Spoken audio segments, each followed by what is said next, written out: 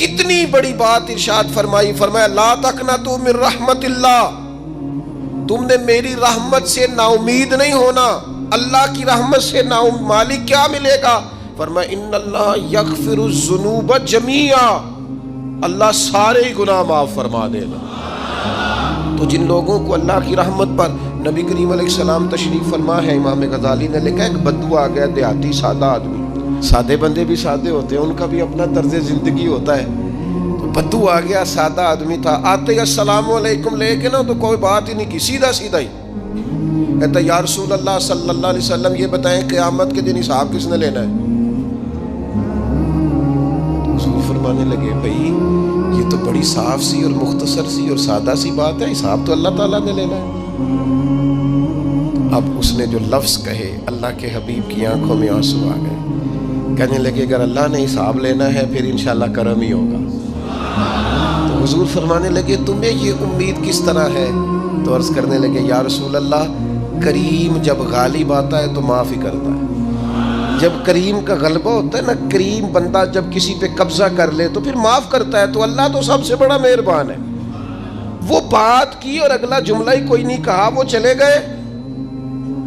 تو حضور علیہ السلام نے اب اس بات پر رزلٹ دیا، فرمانے لگے کریم محبوب بندہ سادہ تھا، بات بہت بڑی کر گیا ہے، بڑی بات کر گیا، سادہ آدمی۔ میرے عزیز، اللہ کی رحمت پر جن لوگوں کو امید ہو، انہیں موت سے ڈر اور پھر جن کو محبوب کی ملاقات کا شوق ہو نا،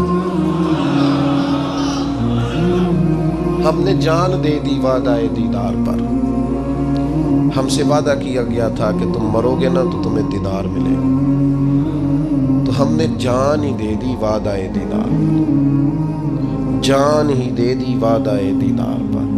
اور پھر فرماتے ہیں نقد اپنا دام ہو ہی جائے گا، فرماتے ہیں ہم نے جان دی ہے اس وعدے پر کہ وہ ملے گا، تو امید ہے کہ یہ سودا ادھار نہیں۔ جیسے ہی قبر میں جائیں گے سامنے حضور کی زیارت نصیب ہو جائے گی۔ اس لیے لحد میں بھی عشق رخ شاہ کا داغ لے کے چلے، اندھیری رات سنی تھی سو چراغ لے کے چلے۔ یہ حدیث آپ نے بھولنی نہیں، یہ تنہائیوں میں یاد رکھنے کی روایت ہے، یہ تنہائیوں میں پڑھنے کی روایت ہے۔ یہ اپنے ذوق کو تازہ، جو لوگ کہتے ہیں نا وجد سرور کیف میں جانا چاہتا ہوں، وہ مشکات شریف کی اس حدیث کو دیکھے۔ اللہ کے حبیب علیہ السلام نے فرمایا لوگوں میں تمہیں بتاؤں قیامت کے دن اللہ تعالیٰ بندوں سے پہلا سوال کیا فرمائیں گے اور بندے اس کا جواب کیا دیں گے؟ یا رسول اللہ کرم فرمائیے، بتائیے۔ تو کریم فرمانے لگے اللہ تعالیٰ قیامت کے دن بندوں سے سب سے پہلا سوال، اگرچہ بعض اور احادیث میں اور سوالات بھی آئے ہیں قیامت میں جو سب سے پہلے ہوں گے، لیکن اس حدیث میں یہ والا سوال حضور نے بیان فرمایا۔ حضور فرمانے لگے اللہ قیامت کے دن اپنے بندوں سے سب سے پہلا سوال یہ فرمائے گا کیا تم میری ملاقات کو پسند کرتے تھے؟ اوئے ہوئے ہوئے، کیا تمہارا ملنے کو جی چاہتا تھا؟ کبھی اے حقیقت منتظر نظر آ نہ لباس مجاز۔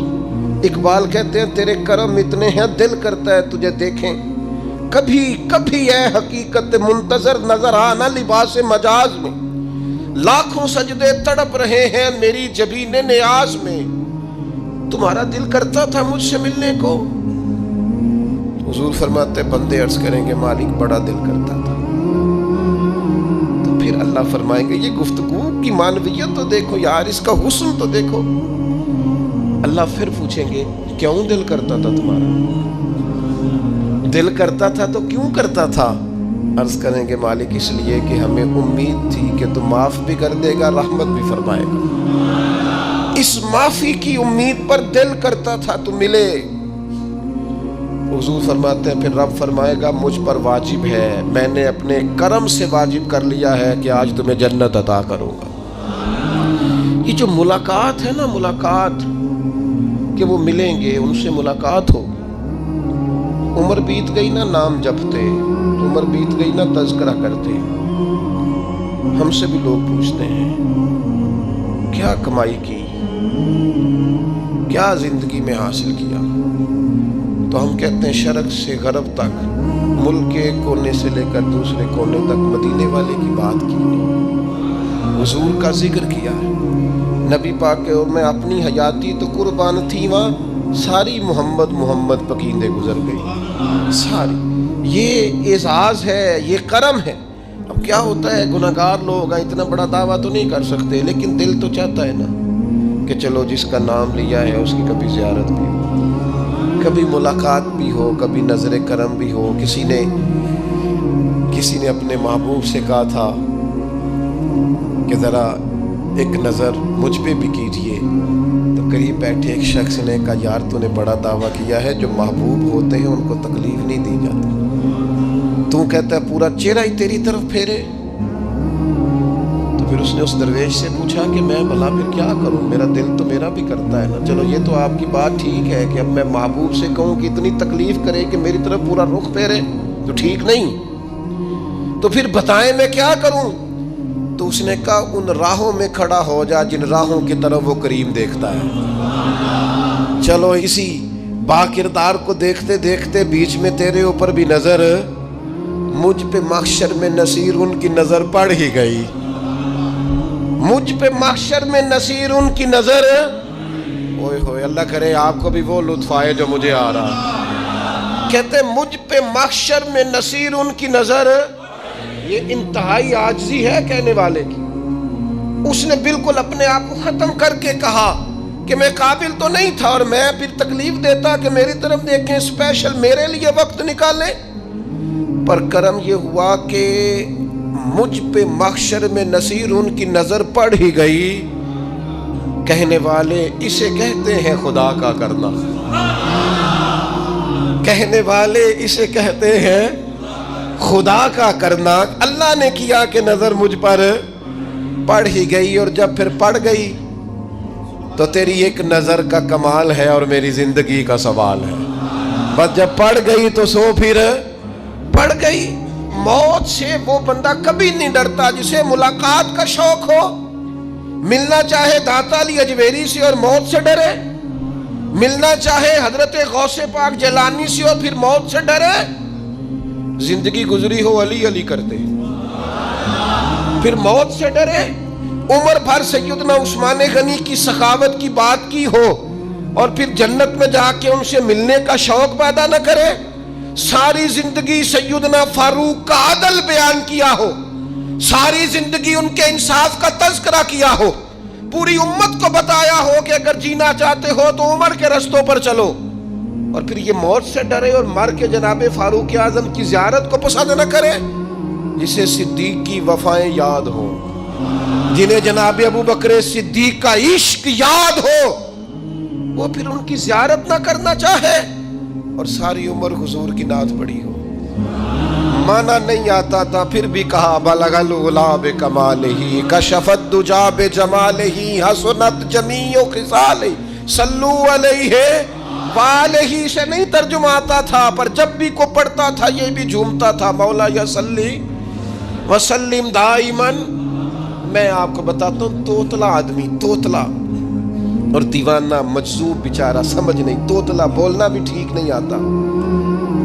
مجھے نماز کا سلام پھرا تو وہ جلدی آ گئے، وہ ایک مجذوب آدمی تھے، سادے تھے، تو سلام لی تو کہنے لگے میں گل کرنی سی، تو میں نے ان سے کہا کہ تھوڑی دیر کے بعد ملتے ہیں، سادہ آدمی ہے، اللہ مجھے معاف کرے، میں کوئی نقل تو نہیں ان کی اتار سکتا، اس زبان کو ہم توتلی نہیں کہتے، ہم اس زبان کو بلالی زبان کہتے ہیں۔ یہ بڑی خوبصورت زبان ہوتی ہے، یہ جو توتلے لب و لہجے ہوتے ہیں نا، وہ جب بچہ پوری طور پہ اماں نہیں کہہ سکتا، توتلا ہوتا ہے، تو کوئی مزہ آتا ہے اماں کو اماں کہلوانے میں۔ جب وہ پوری طور پر باپ کو بابا نہیں کہہ سکتا اور توتلا ہوتا ہے تو کوئی مزہ آتا ہے کہنے میں۔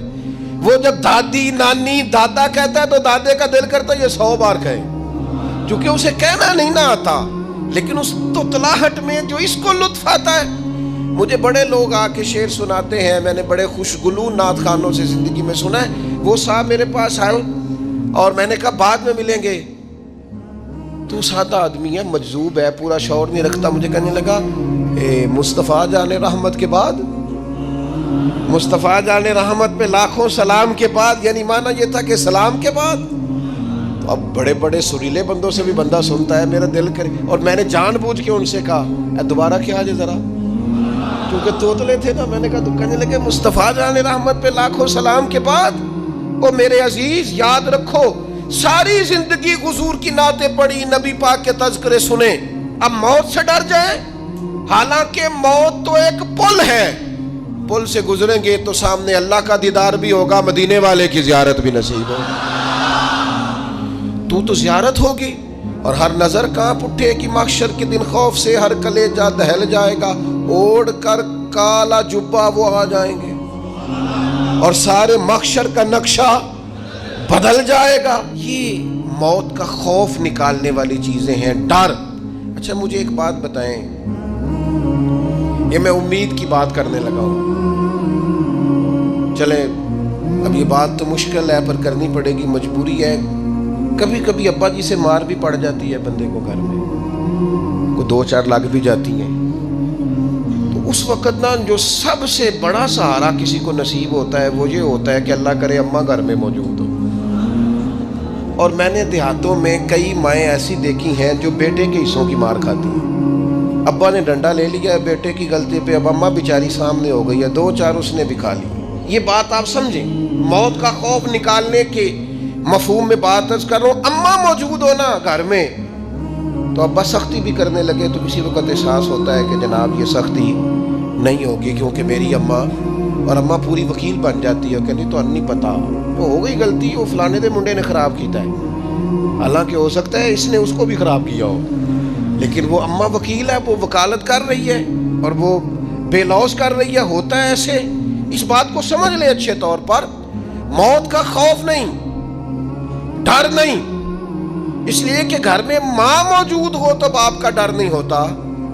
تو قبر حشر میں تو رسول کریم موجود ہے، وہاں تو نبی کریم موجود ہے، وہاں تو اللہ کریم اپنی رحمت فرمائے گا بندوں پر. اس لیے خوف نہیں، پینک نہیں.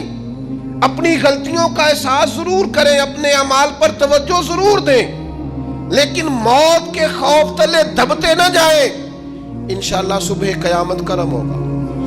میرے نبی پاک علیہ الصلوۃ والسلام نے تو فرمایا ہے بس ہم نے ایمان کامل لے کے جانا ہے دنیا میں. حضور نے فرمایا ہے جس طرح 14ویں رات کا چاند چمکتا ہے اس طرح میرے غلاموں کے چہرے چمکیں گے قیامت کے. اللہ کے رسول صلی اللہ علیہ وسلم فرماتے ہیں جسم کے جن جن حصوں پر وضو کا پانی لگتا رہا وہ قیامت میں چمکیں گے. دور سے لوگ ان کا نور دیکھیں گے، پتہ چلے گا وہ محمد عربی کے غلام آ رہے ہیں. یہ کرم ہوگا صبح قیامت، یہ عطائیں ہوں گی. اس لیے مومن موت سے ڈرتا. سیدنا بلال حبشی رضی اللہ تعالیٰ عنہ، آخری وقت ہے، نزع کا عالم طاری ہے. اور یہ گفتگو دیکھیں غلاموں کی. آپ کی اہلیہ رو پڑی، کہنے لگی ہائے ہائے افسوس. حضرت بلال فرمانے لگے کیا ہوا؟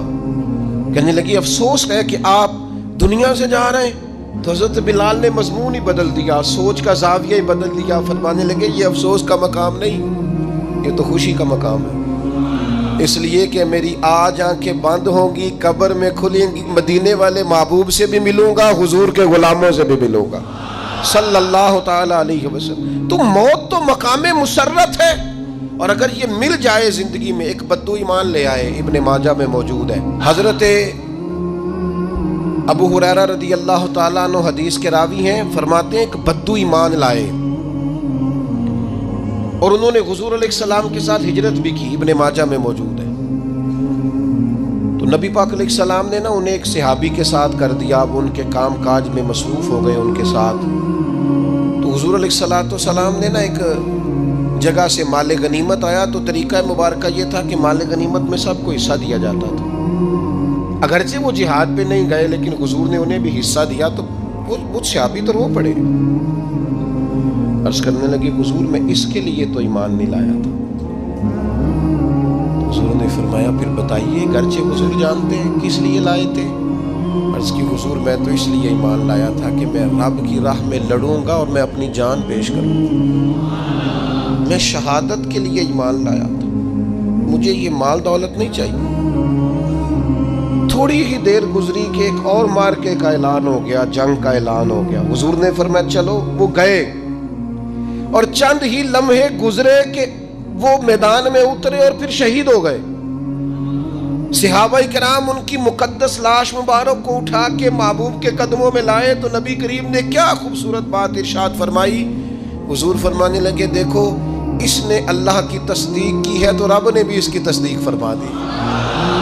اور پھر یہ دو جملے محبوب کہتے کہتے اٹھے، اور پھر حضور نے اپنا جبہ مبارک اتارا اور اتار کے فرمایا اس بندے کو نہ اس جبے میں کفن دے دو، اس میں اسے کفن دو، اس لیے کہ تو شہادت کے لیے ایمان لایا، موت کی آنکھوں میں آنکھیں ڈال کے جیا، اپنی زندگی کمزور نہ گزارے۔ مسلمانوں پہ کافر کا رعب طاری ہو گیا ہے۔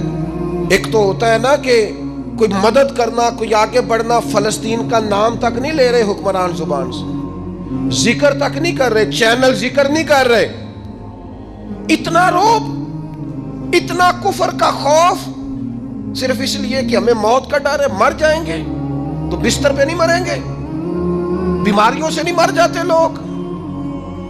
خدا کے بندو اپنی زندگی میں اتنا خوف اگر موت کا پیدا کر لو گے۔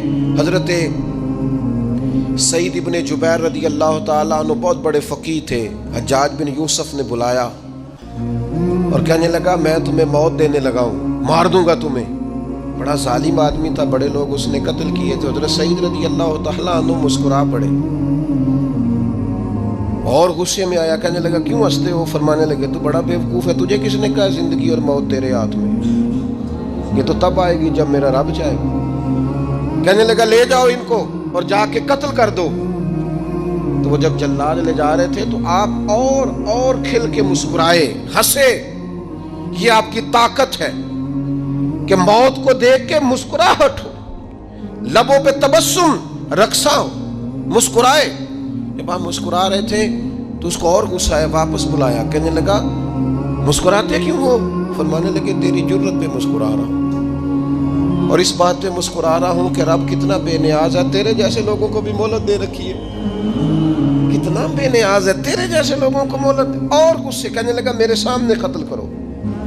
حضرت سعید ابن جبیر رضی اللہ تعالیٰ عنہ نے منہ کعبے کی طرف کر کے پڑھنا شروع کیا، انی وجہت وجہی للذی فطر السماوات والارض حنیفا وما انا من المشرکین۔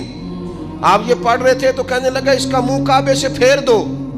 کعبے سے منہ پھیرا تو آپ فرمانے لگے تو بڑا ہی بیوقوف ہے، میرا رب کو صرف کعبے کی طرف مقید ہے، وَلِلَّهِ الْمَشْرِقُ وَالْمَغْرِبُ فَأَيْنَمَا تُوَلُّوا فَثَمَّ وَجْهُ اللَّهِ۔ چہرہ پھیر دیا جب اس نے تو آپ فرمانے لگے مشرق بھی اللہ کا، مغرب بھی اللہ کا، اور اللہ فرماتا ہے تم جدھر بھی منہ کرو ادھر ہی اللہ کی رحمت ہے۔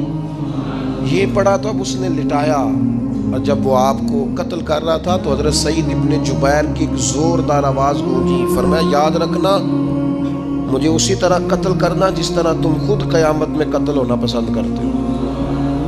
میرا آخرت پر یقین کامل ہے، محشر میں عدالت لگے گی، میں تمہیں قتل کروں گا میں۔ حضرت سعید ابن جبیر کی وہ جرت تھی کہ دربار سارا لرز گیا حجاج کا۔ حضرت سعید ابن جبیر رضی اللہ تعالیٰ عنہ کہنے لگے اللہ اسے میرے بعد کسی پر مسلط نہ کرنا، میرا قتل آخری ہو، میرے بعد نہ ہو۔ ڈر گئے لوگ، سہم گئے، اور وہ جو جلاد آپ کو قتل کر رہا تھا اس کے بھی ہاتھ کانپ رہے تھے۔ اتنی جرت، موت کا ایک منٹ کے لیے خوف نہیں۔ حضرت سعید ابن جبیر رضی اللہ تعالیٰ عنہ شہید ہو گئے تو اتنا خون نکلا، اتنا خون نکلا، اتنا خون نکلا، خون بند ہی نہیں ہو رہا۔ ایک طبیب بیٹھا تھا، ہانپتے کانپتے ڈرے ہوئے، سہمے ہوئے۔ حجاج کہنے لگا اسے اتنا خون؟ تو کہنے لگا بادشاہ میں نے سالوں مریض دیکھے ہیں، اس کو پتہ چل جائے نا مرنے والا ہوں وہ تو اتنا خوف میں آتا ہے، پہلے ہی اس کا سارا خون جم جاتا ہے اور سکڑ جاتا ہے اور اس کا خون جل جاتا ہے۔ یہ جو بندہ تم نے شہید کیا ہے نا اس میں ایک رتی برابر بھی موت کا خوف نہیں، موت کے خوف سے بے نیاز تھا، اتنا خون نکلا۔ حضرت سعید ابن جبیر شہید ہوئے اسی دن حجاج کے پیٹ میں درد شروع ہوا، صرف 15 دن۔ حجاج بعد میں زندہ رہا ہے 15 دن، اور ساری رات تڑپتا تھا، کہتا تھا مجھے خواب میں آ کے پیروں سے گھسیٹتے ہیں۔ حضرت سعید ابن جبیر चिल्लाता तड़पता। 15 दिनों के अंदर तबीबों ने कहा तेरा जो मर्ज है ये कोई आसमानी अजाब है। मेरे अजीज, मौत से डरे नहीं, बल्कि जो जालिम हो उनको डरा दें, ये मोमिन की शान है। अपनी जिंदगी के अंदर से मौत का खौफ निकाल दें ताकि जिंदगी के जो दिन हैं वो जिए तो जा सकें, वो इंसान मजबूती से वक्त से गुजार सके। हजरत अली शेर खुदा रज़ी अल्लाह तआला अन्हु ना, वो जैकेट नहीं पहनते थे जंगी, जो कमर पे पीछे लोग पहनते थे ना, तलवार कोई मारे तो जख्म ना हो। तो किसी ने मौला अली शेर खुदा रज़ी अल्लाह तआला अन्हु से फरमाया पुश्त पर आप वो जैकेट नहीं पहनते लोहे की। आप फरमाने लगे पुश्त तो दिखानी नहीं। तो कहने लगे मौत से डर नहीं आता? फरमाया बिल्कुल भी नहीं। और फरमाया मुझे बिल्कुल डर नहीं आता कि मैं मौत पर आ गिरूं या मौत मेरे ऊपर जा गिरे। हम तो शहादत, हजरत खालिद बिन वलीद रज़ी अल्लाह तआला अन्हु एक दिन नौजवानों को खिताब करते करते कहने लगे मौत से कभी ना डरना। मैंने सारी जिंदगी जंगों में गुजारी है, मेरे वजूद पर एक जर्रा भी जिस्म का हिस्सा ऐसा नहीं जिस पर जख्म ना हो। और जो कहते कहते रो पड़े। फरमाने लगे, ये बात करते करते रो पड़े, फरमाने लगे देख लो जिंदगी सारी मैदानों में गुजारी है, लेकिन शहादत अल्लाह ताला ने मेरे लिए वहाँ नहीं लिखी थी, यहाँ अल्लाह ताला ने अपनी रहमत के लिए मौत मेरे लिए लिखी थी। तो ये तो अल्लाह का करम है। करीब एक बुजुर्ग सहाबी और बैठे थे, फरमाने लगे आपकी नीयत शहादत की थी, इंशाअल्लाह आप क़यामत में शहीदों में खड़े किए जाएंगे। तो मेरे अजीज़ खौफ नहीं मौत का। आखिर में 2-3 गुजारिशात अर्ज़ करनी है। एक तो मेरी आपसे गुजारिश है, जिन्होंने अभी तक कुरान मजीद की तिलावत शुरू नहीं की, वो अभी से आज से 10 मिनट टाइम हो तो मस्जिद में बैठ के एक रुकू पढ़ के जाएँ, कुरान मजीद नहीं छोड़ना। रमज़ान का तारुफ ये है कि शहरु रमज़ान अल्लज़ी उन्ज़िला फ़ीहिल कुरान। तो कुरान मजीद से दिलचस्पी। दूसरी मेरी गुजारिश है राशन बांटने वालों से भी कि मेहरबानी करें लाइनों में लगाना छोड़ दें, और लेने वालों से भी मेरी अर्ज़ है कि अल्लाह ताला सारा साल अता करता है, 3-4 हज़ार के लिए क्यों अपने आप को आप तकलीफ़ में डालते हैं? सारा साल अल्लाह देता है। और फिर मेरी आपसे ये भी अपील होगी कि तबीयतों में हिल्म पैदा करें, पुरतबारी पैदा करें, ये बड़ी ज़रूरी चीज़ है। मुस्बत सोचें लाएँ, रोज़ा हमारी तरबियत करता है। और फिर आपसे ये भी अपील करूँगा, रमज़ान शरीफ की मुक़द्दस घड़ियों में सिर्फ़ अपने लिए नहीं सोचें, उम्मत के लिए सोचें। बिलखुसूस फ़लस्तीन के मुसलमानों के लिए कम अज़ कम दुआ मोमिन का हथियार है, वो तो जम के करें अल्लाह के हुज़ूर।